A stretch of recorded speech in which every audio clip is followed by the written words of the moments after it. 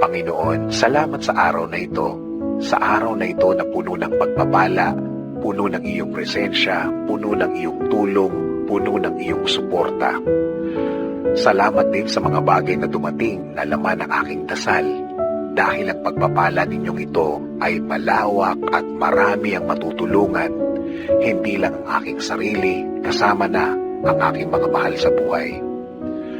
Sa pagtulog ko, Panginoon, alam ko na ikaw ay andyan, alam ko na ako'y iyong babantayan, na bahagi ako ng pagmamahal mo at proteksyon na magiging mahimbing ang aking tulog.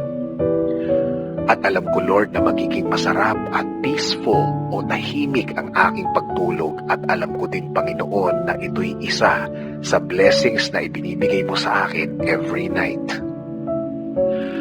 Sa aking pagtulog, Panginoon, ibinibigay ko ang lahat ng aking problema sa iyo, Lord.